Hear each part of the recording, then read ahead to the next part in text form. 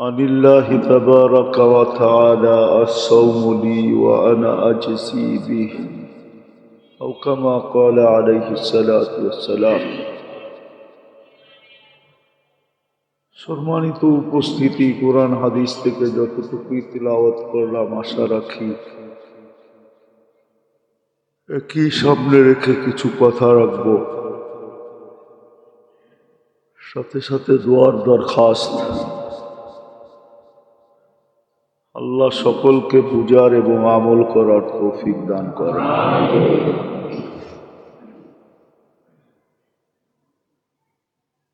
নিজেকে বিবেকমান, বুদ্ধিমান, বিদ্বান মনে করি বিদায় আমরা সবাই কিন্তু নিজেকে বিবেকমান মনে করি, বুদ্ধিমানও মনে করি, আবার বিদ্বানও মনে করি। বিবেক বুদ্ধিমান মনে যদি না করতাম তাহলে মানুষ আমাদেরকে পাগল বলতো। কেউ তো পাগল বলে না, ঠিক না? বিদায় আমাদের ভাবা উচিত যে এই যে রহমত বরকত,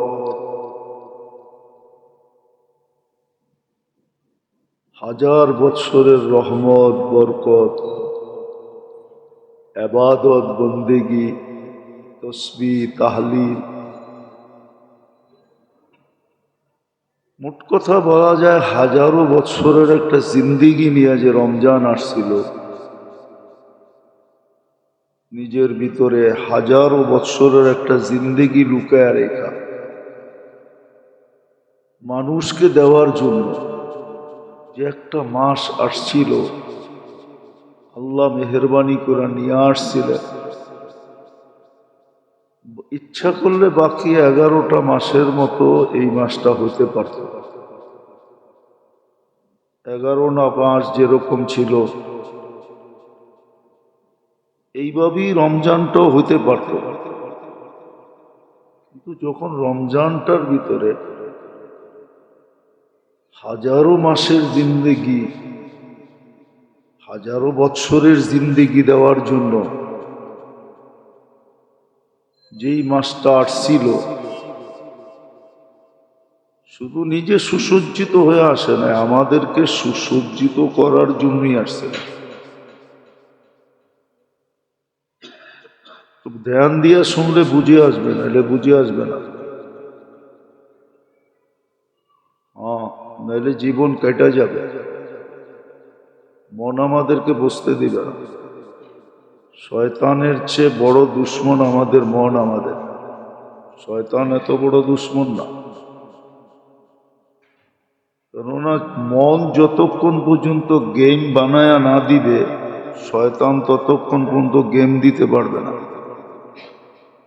গোল যারা করে না, ওদেরকে গোল বানায়া দিতে হয়। ওরা নিজেরা ফুটবল পিটায় গোল করতে পারে না, মনে হয় বোঝেন নাই। গোল যারা করে, খেলোয়াড়দের ভিতরে কিছু লোক থাকে এরা শুধু গোল করে, কিন্তু এরা নিজেরা গোল করতে পারে না। এদেরকে গোলটা বানায় দিতে হয়, পয়েন্টে নিয়ে দিতে হয়।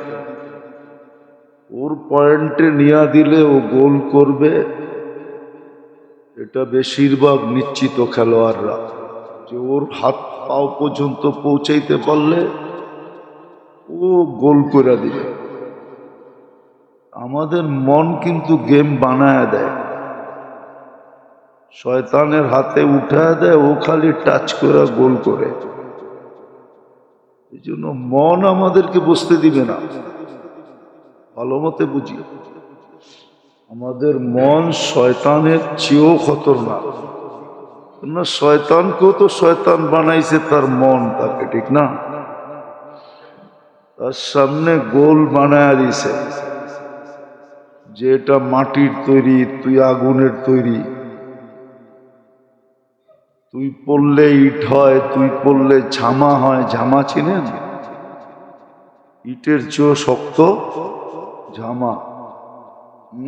তুই করবি এটারে সেজদা, তোর বুঝে আসছে, তারপরেই ওই গোল দিছে। যে আমি এটাকে সেজদা করি কি করে। আমাদের মন আমাদেরকে বসতে দিবে না, বুঝলে তো কামই হইতো। এত বছর কন্টিনিউ ওয়াজের দরকার ছিল না, তাহলে 2-4-5 বছর করার পরে এই এলাকা পুরা ফকফইকা হয়ে যেত। 5 বছর পরে এখান থেকে চলে গেলেই চলতো, আবার নতুন কোনো এলাকা আবাদ করো। এত লম্বা দিন করতে হইতো না। বুঝা গেল আমাদের মন আমাদেরকে বসতে দেয় না, আর আমরাও মন লাগাইয়া শুনি না। যতটুক লাগায় শোনার দরকার মন দিয়া শোনেন, কাজে দিবে। শেষ মুহূর্তে এসেও কাজে দিবে। আজকে কিন্তু 27, এটাই শেষ জুমা রমজানের। কালকে 28, পরশু 29। 30 হইলে আর একদিন বাড়বে, আর না হইলে রত্ন হাতের থেকে বাহির হয়ে গেলে করার কিচ্ছু থাকবে না। এই জন্য গত রাত্রেও বলছিলাম, এখনো বলতেছি, 80 বৎসরের ভিতর থেকে যদি শুধু এক রমজানের হিসাব নেন, 79 বৎসর যদি নাও নেন, আর যদি সঠিক হিসাব দিতে পারে, এক রমজান দিয়া জান্নাতে যাওয়ার জন্য উপযোগী হবে। না দিতে পারলে এক রমজানের কারণেই জাহান্নামে যাওয়া যথেষ্ট হবে। দুটোটার জন্য যথেষ্ট হবে শুধু এক রমজান। 79 রমজানের হিসাব নিতে হবে না। এই জন্যই কথা শুরুটা ছিল যে 1000 মাস না 1000 বৎসরের জিন্দিগি নিয়া, বন্দেগি নিয়া, তসবিহ নিয়া, তাহলিল নিয়া, ইবাদত নিয়া রমজান আসছিল আমাদেরকে সাজানোর জন্য। বলেন কতটুকু উপকৃত হলাম, কত বৎসর উপকৃত হলাম। বলেন কতটুকু আমি উপকৃত হলাম।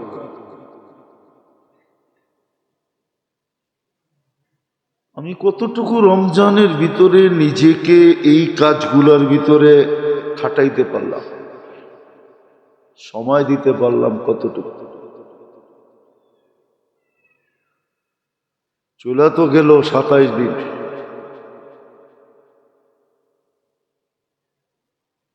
আজকে তো শেষ জুমা। কতটুকু আমি এটার থেকে উপকৃত হলাম, পর থেকে নিজেকে নিজে প্রশ্ন করো। এটাই তো হাদিস বলছিল, আস্তাফতি নাফসাক। এটাই তো কিতাবে লেখা। তুমি তোমাকে জিজ্ঞাসা করো, মন মিথ্যা বলবে না, অ্যান্সার সঠিক দিবে। মন মিথ্যা বলবে না, মনকে জিজ্ঞাসা করো কতটুকু তুমি এটাকে সময় দিলে, কতটুকু উপকৃত হলাম রমজান থেকে। আরেক রমজান যে পাবো, এটার চিঠি কি আমাদের খাতে চলে আসছে? কেউ বলতে পারবে যে আমার হাতে চিঠি চলে আসছে, আমি জানি আমি আগামী রমজান পাবো? কারো হাতে তো চিঠি আসে না। মালাকুল মউত তো কাউকে কানে কানে, আল্লাহ কাউকে তো পয়গাম দেন নাই তুমি আগামী রমজান পাবে।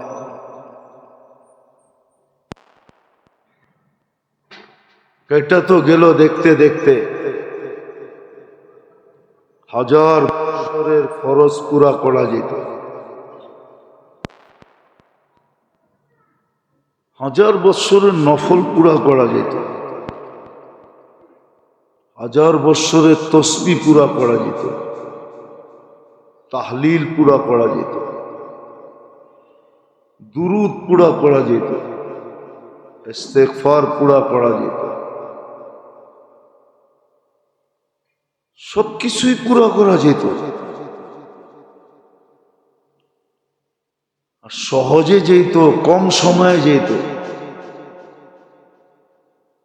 তসবিহ একবার পড়লেই তো 1000 বার ছিল, এখনো আছে, কিন্তু সময় হাতে কম আছে, নাই বললেই চলে। এটা দিয়ে পুরানো যাবে না, শুরু থেকে পড়ে আসলে পুরানো যেত। এই রমজানে খরচ করা তো আল্লাহর রাস্তায় খরচ করার সমান ছিল, দান করা। কিন্তু যতটুক করার দরকার এতটুক তো কেউ করে নাই। আমার সমাজের শতকরা 1000 জনের ভিতরে একজন, হয়তো লাখের ভিতরে একজন পাওয়া যাবে কিনা সন্দেহ, যে পাই হিসাব করা জাকাত দেয়। অনেকে তো ভয়ের চোটে জাকাতের মাসলাই জিজ্ঞেস করে না, যদি ওয়াজিব হয়ে গেল তাহলে তো দিতেইব, এই জন্য জিজ্ঞাসাই করে না।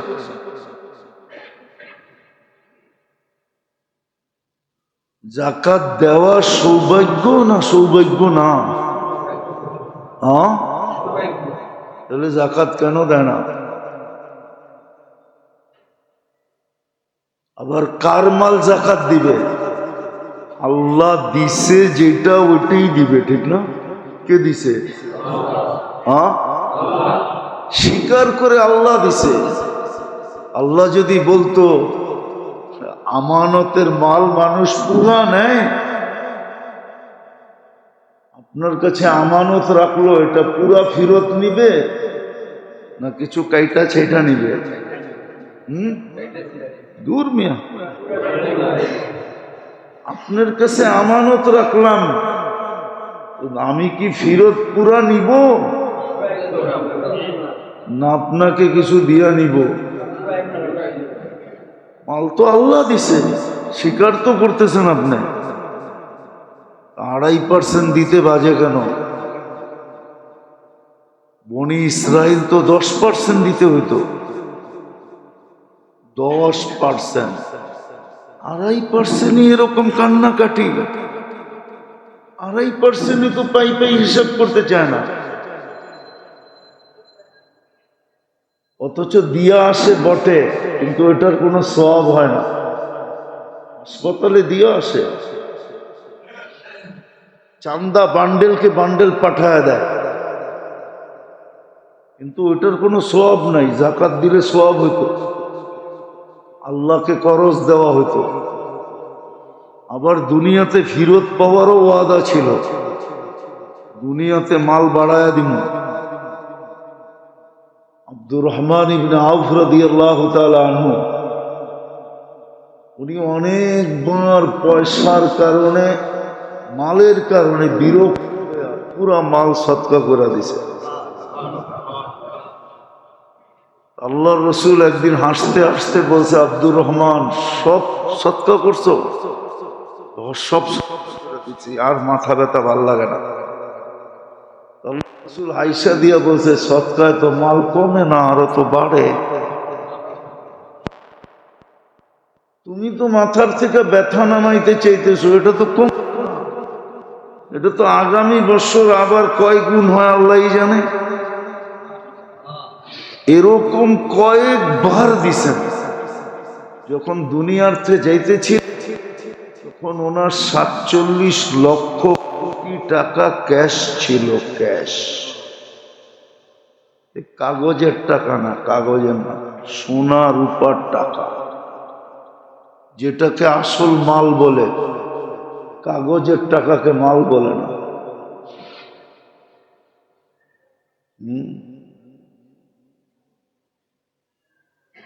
কাগজের টাকা যার কাছে থাকে ওরে মালদার বলে, সোনা রূপার টাকা যার কাছে থাকে ওরে গনি বলে, গনি, ওইল ধনী। আমাকে যেটি আছে এটি একটাও ধনী না, বললে তো আবার মিডিয়ায় কথা চলে যাবে। আমাদের সমাজের ধনীর চেয়ে বড় ফকির কেউ নাই। নিজের উপরে খরচ করার নাম কি ধন নাকি? হ্যাঁ, রাগ হয়ে যান না, মিডিয়ায় কথা চলে যাবে। আমাদের সমাজে যারা নিজেরা ধনী বলে, ওরা ধনী না। ওদের চেয়ে যার ভিতরে লোভ আছে ও ধনী হয় কেমনে? ধনীদের তো সারাদিন লোভ, আরো ধন আসুক, আরো আসুক, আরো আসুক, আরো আসুক, তো ও আবার ধনী হয় কেমনে? যেটা বুঝাইতেছিলাম, অন্যদিকে যেতেছিলাম। রমজানে দান খয়রাত করার সওয়াব ছিল আল্লাহর রাস্তায় খরচ করার সমান। নিচে 7 লাখ, উপরে 49 কোটি। 1 টাকায় 7 লাখ টাকার সওয়াব হতো। কিন্তু পাই পাই হিসেব করে তো জাকাতই দেয় না। বাকি দিব তো দূরের কথা, সদকা দিব তো দূরের কথা। এই জন্য তো মুসলমানের পয়সা মাইসে খায়। মুসলমানের পয়সা নাইলে এই প্রবাদ বাক্য হতো না কোনোদিন। তোকে খাবে পোকে, পয়সা খাবে লোকে। এই প্রবাদ বাক্য কোনোদিন হতো না। জাকাত পাই পাই দেয় না দিকে তোর পয়সা অন্য খায়। যা দেখেন আমার দেশের হাজারো কোটি টাকা, লক্ষ কোটি টাকা অন্যের জেবে চলে গেছে। ইঙ্গিতে বললাম, অন্যের জেবে চলে গেছে। যে জিজ্ঞাসা করে দেখেন, যেটি পাচার করে নিছে ওটি কয় টাকা পাইছে।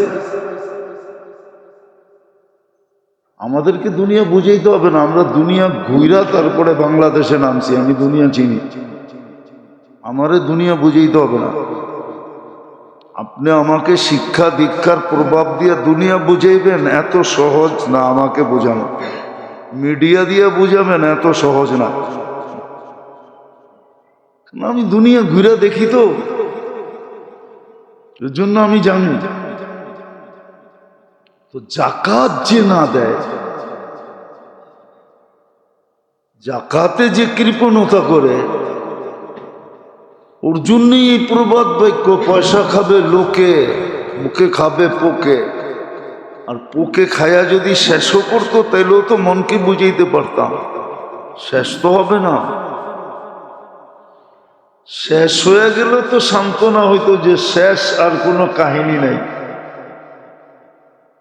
দেহটা না পোকে খাবে, বাকি তো খাবে না। বাকি কাহিনী তো সারা জীবন ভোগ করতে হবে। সত্য এটাই। যাক, যেটা আমি বুঝাইতেছিলাম যেটা, এই যে রমজান আসলো, আমি কতটুকু উপকৃত হলাম সর্বদিক দিয়া। আমি কতটুকু উপকৃত হলাম সর্বদিক দিয়ে, আমি কতটুকু উপকৃত হলাম।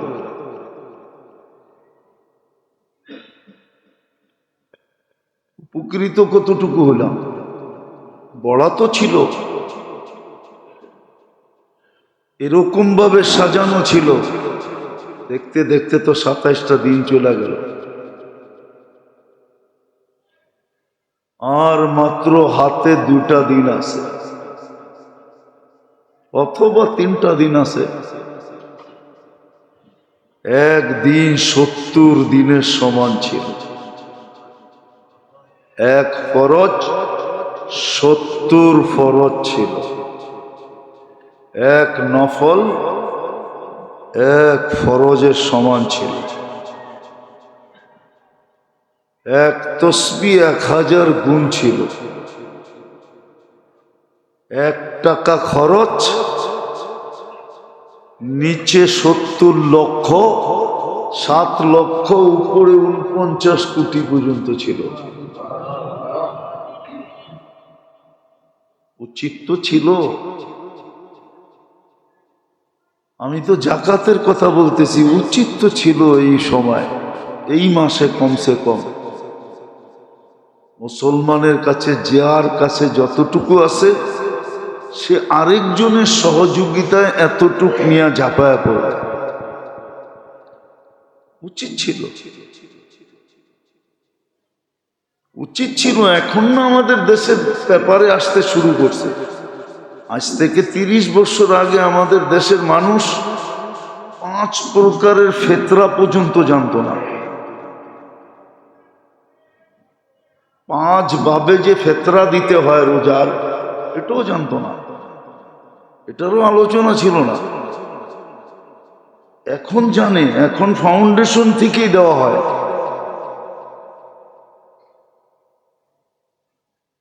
30-35 বছর আগে কেউ জানতো না। আমার মনে আছে প্রথম যখন আমি এসে এখানে বলছি, কিছু লোক এখনো বেঁচে আছে, জিজ্ঞাসা করছে এটা আবার কি বলতেছেন, যে 5 ভাবে ফেতরা দিতে হয়, 5 জিনিসের দাম, গম, জব, খেজুর, কিশমিশ, তারপরে পনির। এটা তো আশ্চর্য বোধ করছে প্রথম যখন বলা হয়েছে। এইখানে লোক এখনো 2-1 বেঁচে আছে, বাকি অনেক কবরে চলে গেছে। যে এটা কি বলতেছেন, জীবনভর শুনে আসলাম গমের দাম দিতে হবে।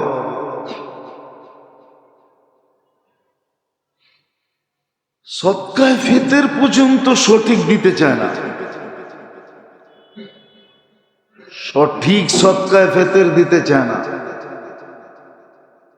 কোনো মতে ধনী ফকিরেরটা দিয়া গমের দাম কার জন্য জানেন? ঈদুল ফিতরের সকালে যার উপরে ফিতরা ওয়াজিব হয়েছে ওর জন্য হলো গম। আমারটা শুনে নেন,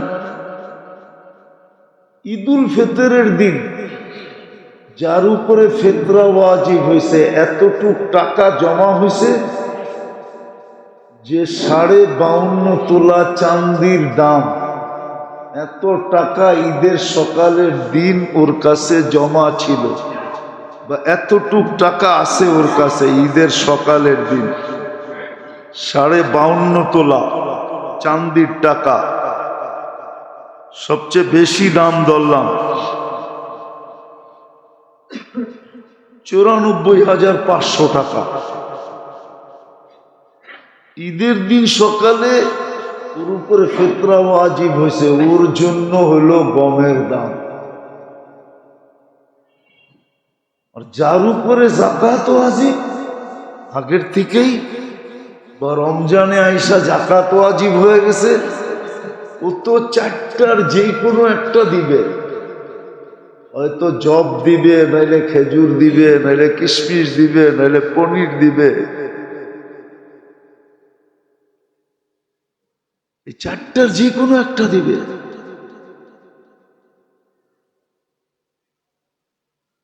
আর একটা কথা মনে রাখেন, আল্লাহকে দিতে যার দিলে ধাক্কা লাগে না, ধাক্কা, ধাক্কা বোঝেন? কি দিলের মধ্যে ধাক্কা লাগে, রেখা কাটে, এত দিয়ে দিল।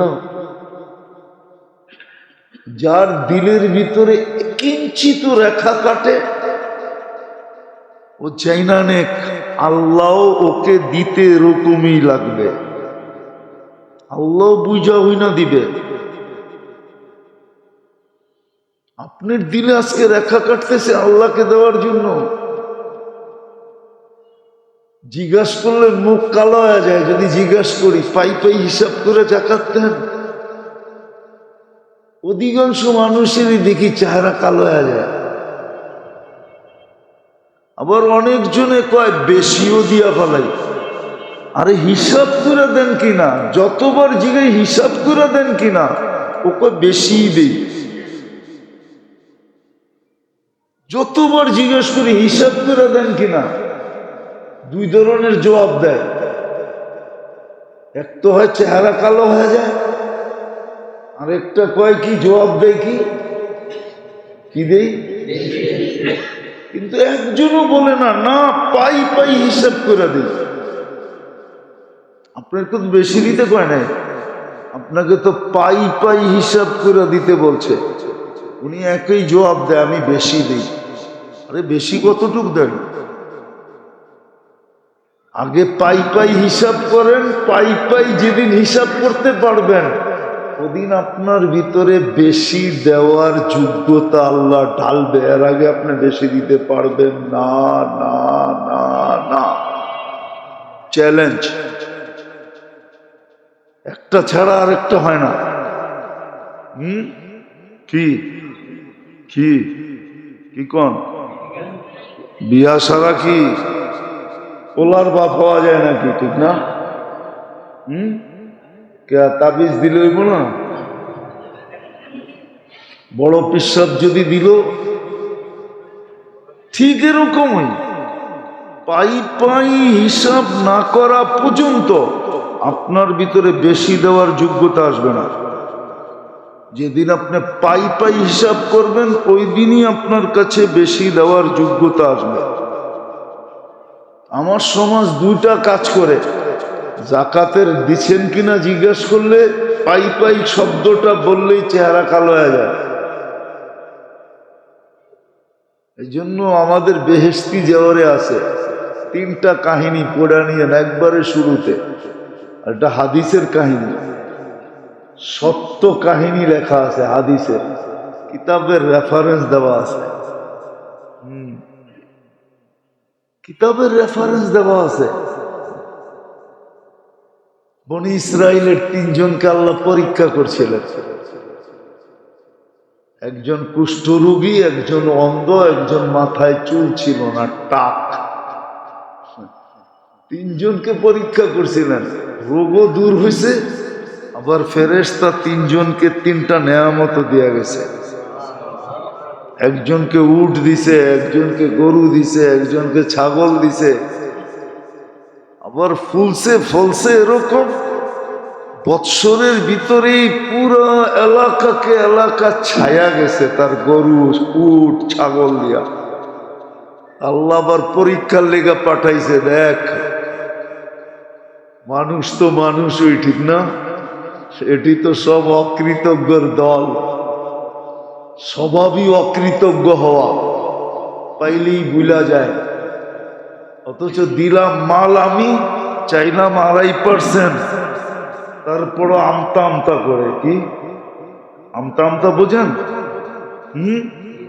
কি আরে আমতা আমতা বোঝেন? কি আমতা আমতা?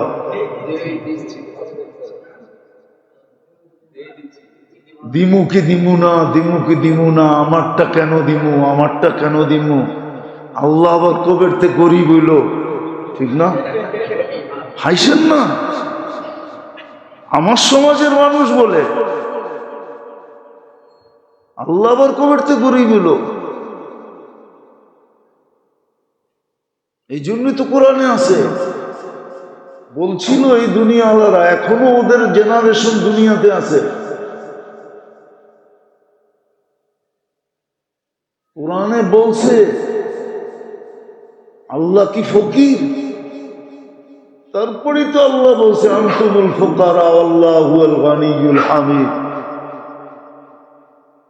ভিক্ষুকের বাচ্চা তো তুই ছিলি, এখনো তো ভিক্ষুক, আল্লাহ তো ধনী।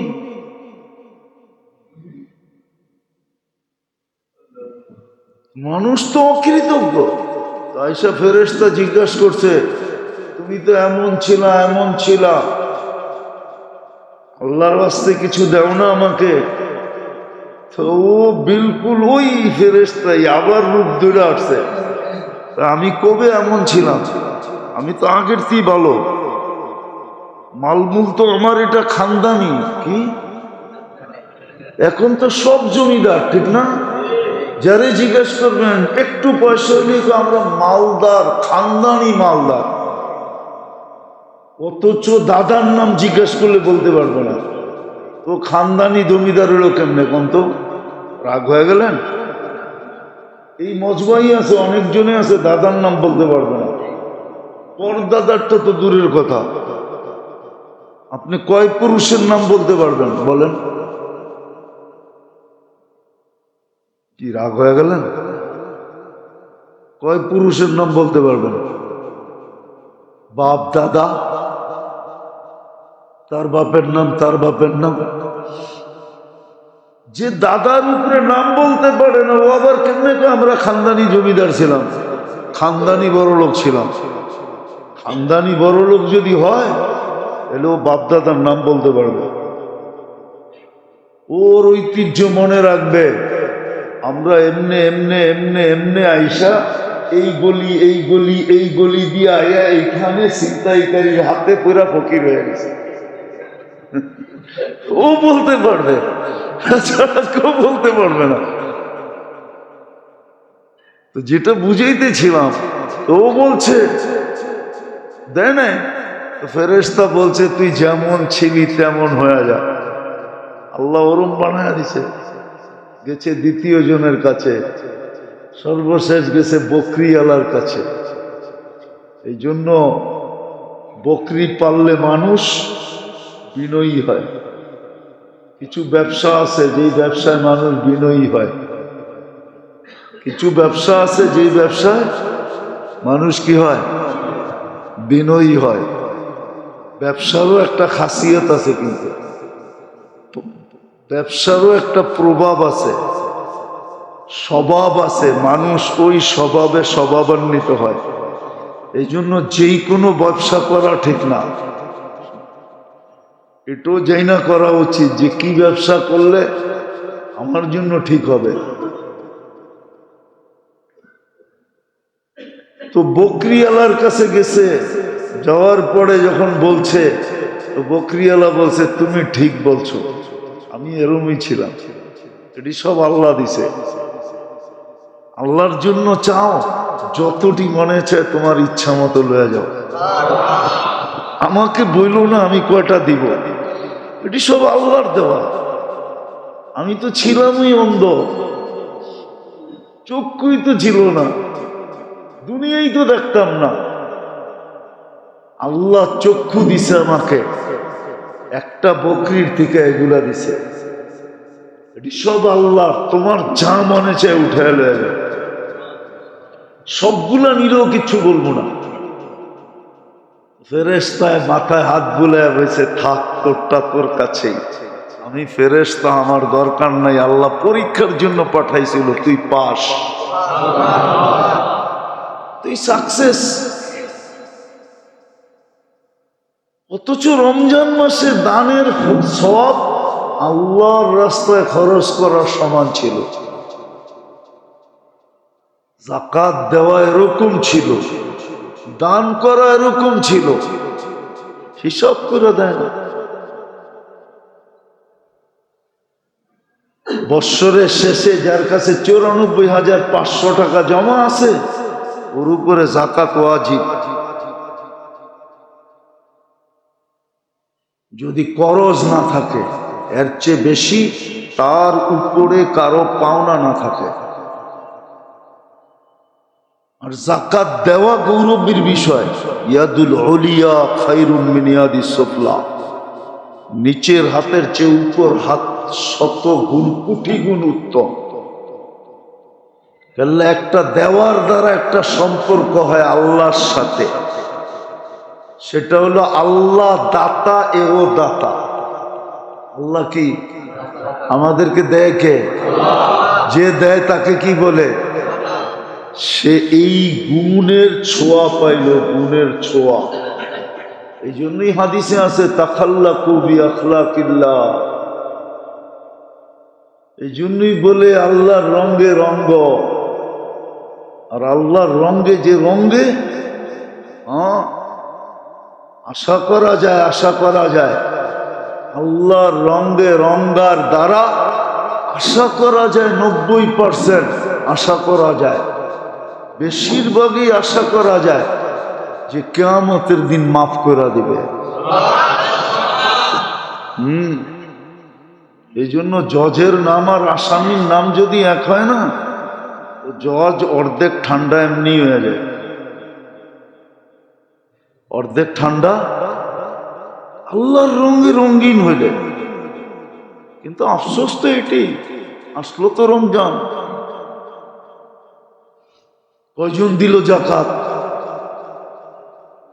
হ্যাঁ, দুনিয়াতে তো মাল খাবে লোকে আর আমাকে খাবে পোকে, আর কিয়ামতের দিন দাগানো আমাকেই হবে, আর কাউকে দাগানো হবে না। কোরআনে আছে, হাদিসে আছে, এই মালকে রূপ দেওয়া হবে, জাহান্নামের থেকে গরম করা হবে। কেন? এটা সোনা রূপা, টাকাটা কি সোনা? কারণ টাকার পিছে লেখা আছে চাহিবা মাত্র ইহার বাহককে দিতে বাধ্য থাকিবে। টাকা কারেন্সি হয় সোনা রূপার ভিত্তিতে। কিয়ামতের দিন আসল রূপ দিবে, ওটা জাহান্নাম থেকে গরম করে ছ্যাক দিবে, ছ্যাক কপালে দিবে, পিঠে দিবে, শরীরে ফেরেশতারা ছ্যাক দিতে থাকবে আর বলবে হাদা কানজুক, এটাই তোর ওই মাল যেটা লোকে খাইছে, কিন্তু ছ্যাক তোমাকে খাইতে হবে। আবার ডাকায় ছ্যাক মনে করেন না যে আমারে ছ্যাক দিছে, ছ্যাকা দিবে, ছ্যাকা আমাকে ভোগ করতে হবে। যদিও পয়সা লোকে খাইছে, আর সত্য এটা, যাকাত যারা না দেয় ওদেরকে আল্লাহ ভোগ করতে দেন না। মানুষ মুসলমান বেশিরভাগ টাকা আলারা রুগী কেন জানেন? পাই পাই হিসাব করে যাকাত দেয় না, এই জন্য ওকে আল্লাহ ভোগ করতে দিতেছে না। মিষ্টি খাইতে পারে না, গরুর গোস্ত খাইতে পারে না, চর্বি খাইতে পারে না, ঘি খাইতে পারে না, এটা খাইতে পারে না, ওইটা খাইতে পারে না। এমনকি ডাক্তাররা কেউ মশারির দিলেও খায়েন না, তাহলে আপনার ওইটা বেড়ে যাবে। কি জানি বেড়ে যায়, কি হ্যাঁ, টিজি বেড়ে যাব। মশারির ডেল পর্যন্ত খাইতে দেয় না। সত্য এটা, আমারটা মানেন, আমার কথা দিলে গাতেন। যাকাত যে পাই পাই হিসাব করে না দিবে, ওকে আল্লাহ ভোগ করতে দিবে না। এই জন্য এই সমস্ত রোগগুলা বেশি হয় যারা যাকাত দেয় না, খাইতে পারে না।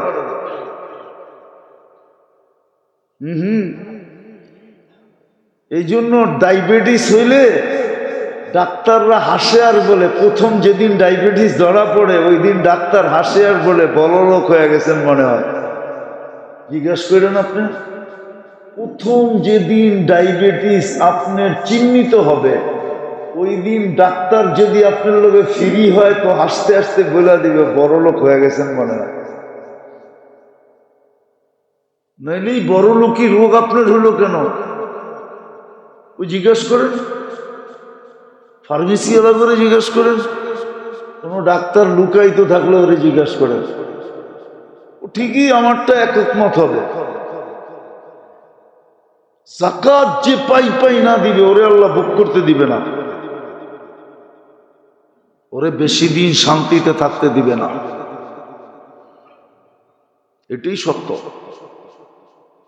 কামাবে, খাইতে দিবে না, বানাবে, বেশি দিন থাকতে দিবে না, জমাবে, ভোগ করতে দিবে না। ওর টাকা দিয়ে আরেকজনে ফুটানি করবে। ফুটানি বোঝেন তো? ওর টাকা দিয়ে আরেকজন ফুটানি করবে। ও তো যাকাত পাই পাই হিসাব করে দেয় নাই। ঠিক এরকম দান সৎকা খয়রাত যারা করে না, আল্লাহ কোরআনে বলে দিছে,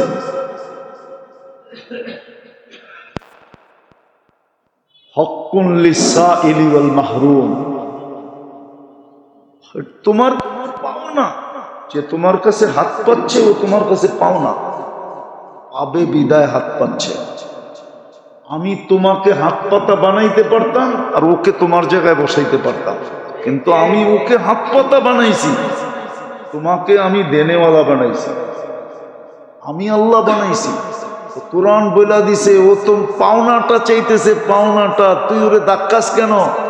এই জন্যই তো আরেক জায়গায় বলছে আম্মা সাইলা ফালা তানহার, বুড়ার উপরে চড়েও যদি আসে আর মার্সিডিজ গাড়ি নিয়েও যদি ভিক্ষা করতে আসে আর যদি বলে আল্লাহর নামে দে, খালি ফিরেও না,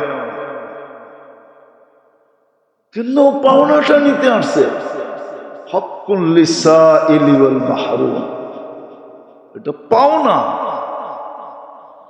দান খয়রাত তোর পাওনা ছিল, দেই নাই,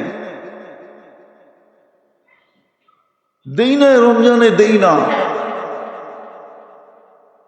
ওয়াক্তান ফাওয়াক্তান দেই না।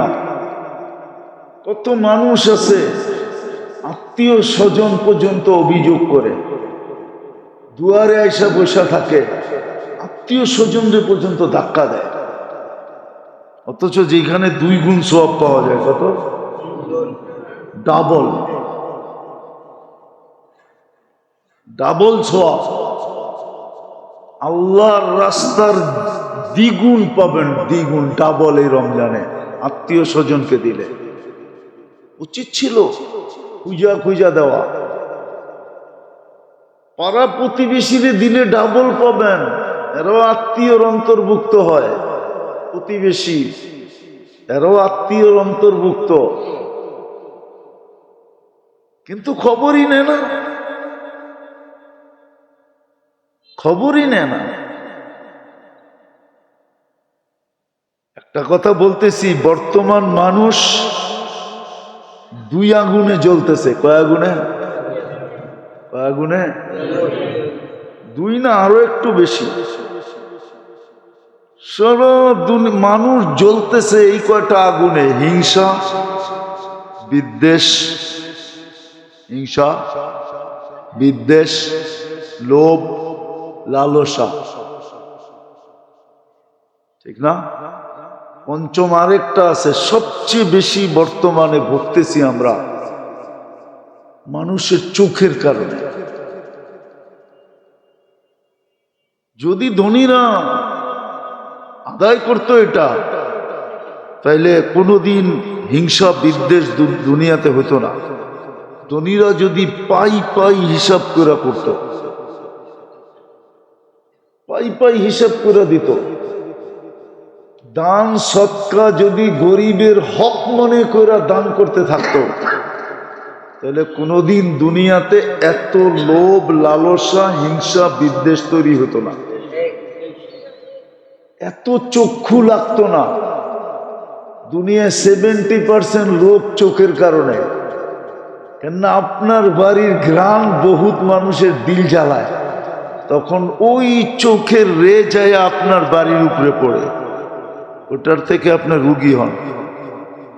খাওয়ার ভিতরে যায় পড়ে, ওই খানা খান, তারপরে ফুড পয়জন হয়, তারপরে যায় স্কোয়ারে 5 বান্ডেল দিয়ে আন। এক রাত বান্ডেল কয়টা? কয়টা? আমি কম কইলাম, বেশি কই নাই। হ্যাঁ, অ্যাপোলোতে গেলে তো হয়তো 10টাও হইতে পারতো, আরো বেশি হইতে পারতো, ঠিক না? দিয়ে আসছে, রেজাল্ট কি বেরিয়েছে? ফুড পয়জন, আর কিছু নাই, চিন্তা করেন না, পাইজান। অথচ 500 টাকা খরচ করলেই হইতো, বা 5000 টাকা খরচ করলেই হইতো প্রতিবেশীর জন্য, তাইলে প্রতিবেশীর চোখ পড়তো না, নজর লাগতো না, খানার ভিতরে যে পড়তো না, আর আপনার খায়া ফুড পয়জন হইতো না। আমার কথা মানেন, মানবেন তো না? তাইলে ফুড পয়জন হইতো না আপনার। তো ধনীরা আছে, কিতাবে আছে দুনিয়ার অবস্থা। ধনীরা যখন বখিল হয়, তো দুনিয়ার অবস্থা কি হয় এটা কিতাবে আছে। কোনো একদিন মনে হইলে শোনা মনে, কোনো একদিন যদি মনে ওঠে, আর যদি আল্লাহ এইখানে রিজিক রাখে, তাহলে কোনো একদিন শোনা মনে যে ধনী যখন বখিল হয়, এটার প্রভাব দুনিয়ার উপরে কি পড়ে, এটা কিতাবে লেখা আছে। কতটুকু প্রভাব পড়ে দুনিয়ার উপরে, সমাজের উপরে কতটুকু প্রভাব পড়ে, তখন সমাজ কি হয়, কিরকম হয়, সমাজের চিত্র কিরকম হয়, সমাজের ছবি কিরকম হয়, সমাজের মানুষগুলা কিরকম হয় আজকে বলা সম্ভব না, এতটুকুই বললাম যতটুকু বললাম। এটা শুধু ধনীদের হিসাব করে যাকাত না দেওয়ার কারণে, পাই পাই হিসাব করে, আর গরিবদের হক না দেওয়ার কারণে, ভিক্ষুকের গরিবের হক না দেওয়ার কারণে। আল্লাহ গরিবের হক রাখছে আপনার কাছে আমার কাছে, হক্কুন লিসাইলি ওয়াল মাহরুম। আল্লাহ বলে আমি তো ওকে সুয়ালকারী বানাইছি, আমি তো ওকে বঞ্চিত বানাইছি। নাহলে ইচ্ছা করলে তোমাকে এই জায়গায় না ওইখানে দিতে পারতাম। কিতাবে সত্য কাহিনী আছে, সত্য কাহিনী, সত্য কাহিনী আছে। কোন অনারব লেখলে আমি বলতাম না, আরবরা লেখলে কাহিনী বড় চিন্তা ভাবনা করে লেখে, এই জন্য আরবদের কিতাবে লেখা আছে কাহিনী, আরবদের কিতাবে লেখা আছে, আরবদের কিতাবে লেখা আছে, আরবদের কিতাবে লেখা আছে। এক মহিলার নাকি প্রথম বিয়ে হয়েছে, প্রথম বিয়ে। তো একদিন স্বামীর সাথে খাইতে বসছে, তো ভিক্ষুক আসছে যে ক্ষুধার্ত কিছু দাও। তো মহিলা বলছে কিছু দিয়ে আসবো। তো বেটায় ভিক্ষুকরে ধাক্কা দিয়া বাহির করে দিছে।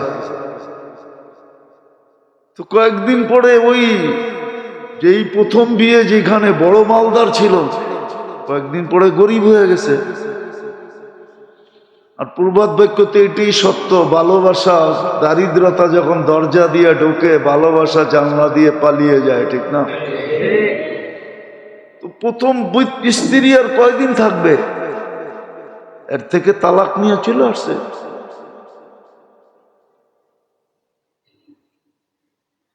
তালাক নিয়ে চলে আসছে। তো দ্বিতীয় জায়গায় যখন বিয়ে হয়েছে, ওইখানে আবার স্বামীর সাথে খাইতে বসছে, তখন ভিক্ষুক আসছে, এসে বলছে আল্লাহর জন্য কিছু দাও।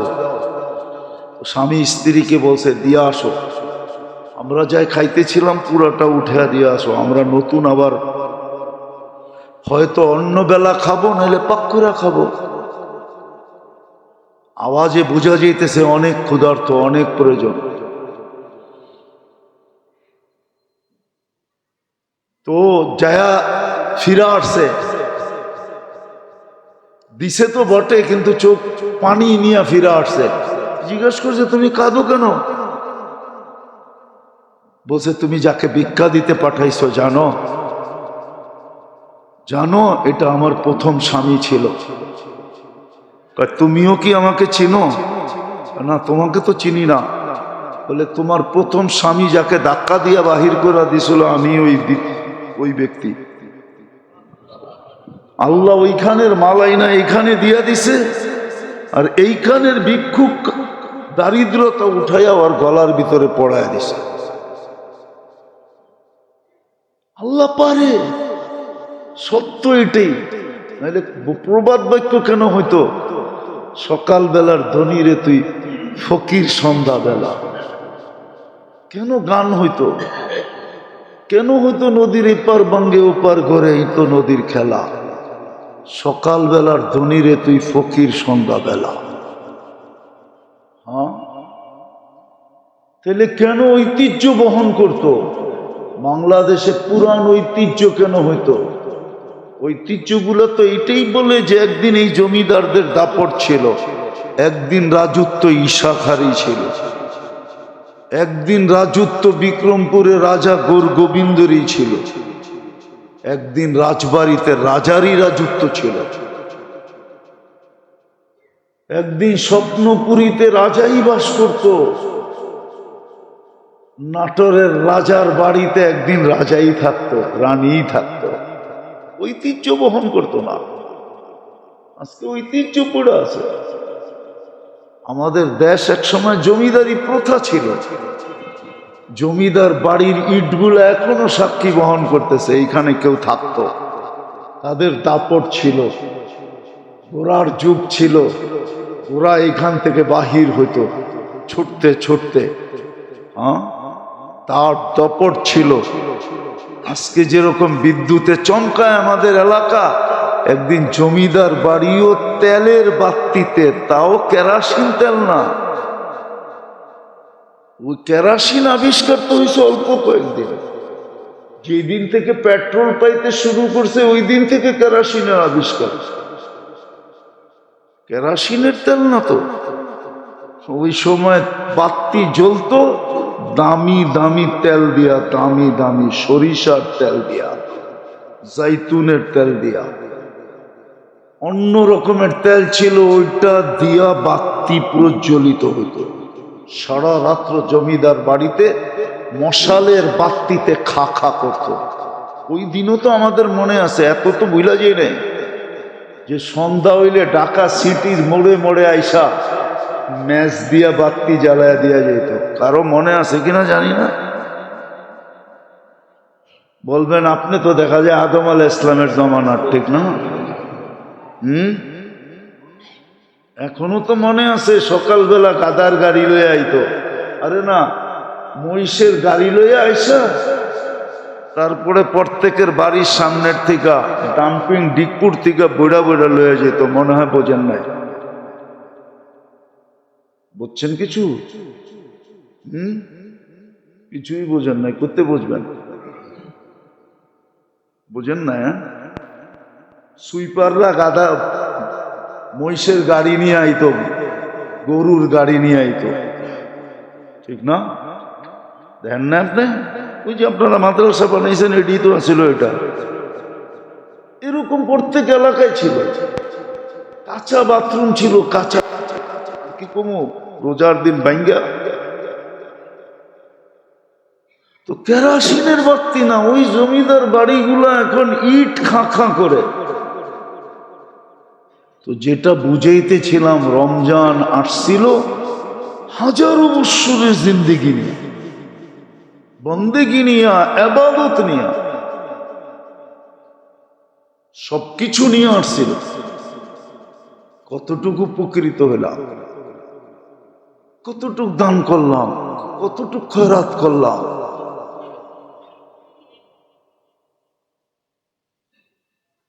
কতটুক দান করলাম, কতটুক খয়রাত করলাম, কতটুক সদকা করলাম, কতটুকু হিসাব করে যাকাত দিলাম।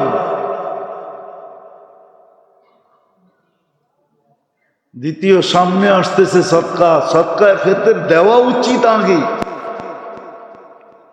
কেননা এটা গরিবদের জন্য আল্লাহ রসুল নির্ধারণ করছেন। আল্লাহ রসুল ফরজ গরিবদের জন্য, রোজার পূর্ণতার জন্য ফেতের, রোজার পূর্ণতার জন্য ফেতের, যেন রোজা পরিপূর্ণ হয়। রোজার কমি খামি যদি থাকে তাইলে এটা ফেতরার দ্বারা পূর্ণ হয়ে যাবে। আর যতক্ষণ পর্যন্ত ফেতরা না দিবে, যদি ফেতরা ওয়াজিব হয়ে থাকে আর না দিবে, ততক্ষণ পর্যন্ত রোজা পেন্ডিং থাকবে। দেখেন না আমাদের অফিসে ফাইল পড়ে আছে, পড়া আছে, পড়া আছে। যদি জিগা এতদিন পড়ে রইল কেন, পাওই তো লাগান নাই। মনে হয় বোঝেন না, বুঝেন? পাওই তো, এটা হাঁটবে কেমনে? পাও বোঝেন? টেবিলের নিচ দিয়ে তো দেনই নাই, কোথেকে যে বইটা, ঠিক না?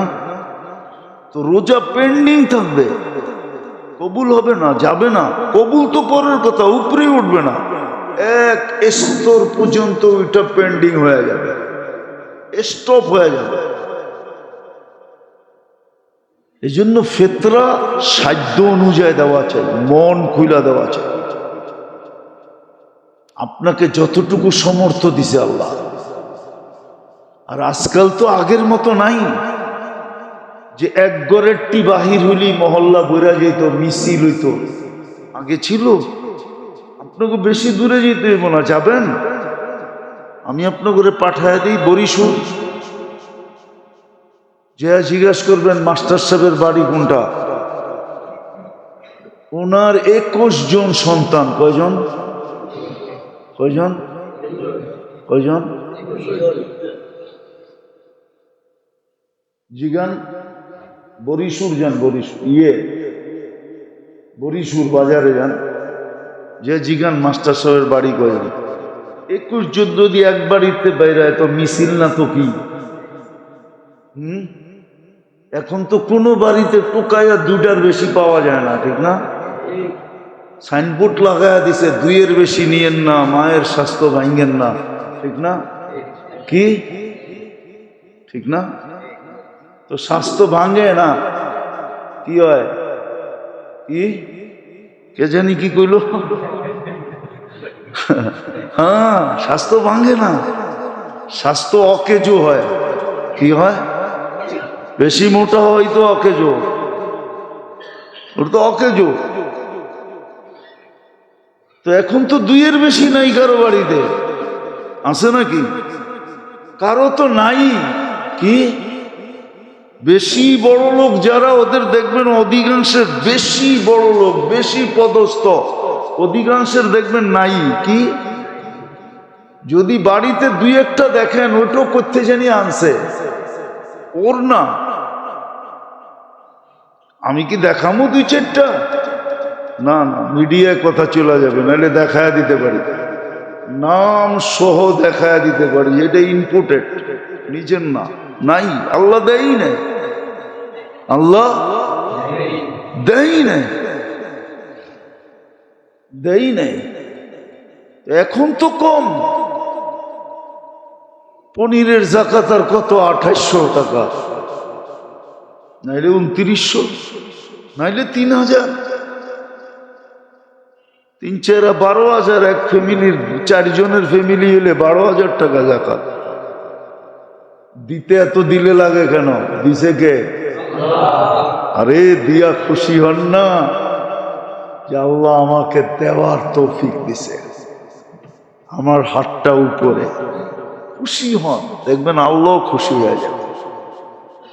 বিদেশের জায়গায় চলে আসছি, আসেন ভাবি 1000 বছরের সবকিছু নিয়ে যে রমজান আসলো, আমি কতটুকু একে দিতে পারলাম, নিতে পারলাম।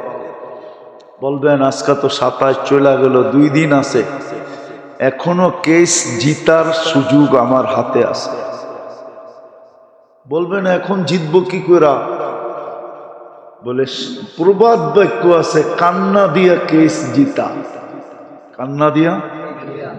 মহিলা দেখবেন যখন জিততে না পারে তখন কি করে? কি এই জন্যই মনে হয় প্রবাদ বাক্য আছে যে কান্দা তো জিতা লাইলা। কান্না দিয়ে কি গেছে? জিতা যায়, ঠিক না? শেষমেশ কি করে? হাউমাউ করে কান্না শুরু করে, বাস আপনি টে আপনি টে বোঝেন? মনে হয় বোঝেন না, ঢাকায় শব্দ তো একবারে কবির শব্দ, এই জন্য বুঝবেন না। আপনি কান্না দেখতে দেরি, ধরাশায়ী হইতে দেরি হন না, ঠিক না? এখন উল্টা আপনি আরো গায়ে সান্ত্বনা দিতেছেন, আরে আমি তো এমনি কইছিলাম, কান্দো না, এই না, এই না, ঠিক না? এখন জিতার শুধু একটাই রাস্তা আছে, 2টা রাত্র আমাদের সামনে আছে। আজকে 28-এর রাত্র, কালকে 29-এর রাত্র, 2টা দিন আমাদের কাছে আছে। আর যদি 30 হয় তাহলে আরো একটা বেশি আছে। এখন যদি কান্নার মাধ্যমে জিততে পারি, তওবা আর কান্না, তওবা আর কান্নার মাধ্যমে যদি জিততে পারি, তওবা করতে হবে, মনের থেকে তওবা। আবার তওবার এরকম হইতে হবে যে আর যেন এটার ভঙ্গ না হয়। ভুলে হয়ে গেল, ওটা ভিন্ন কথা।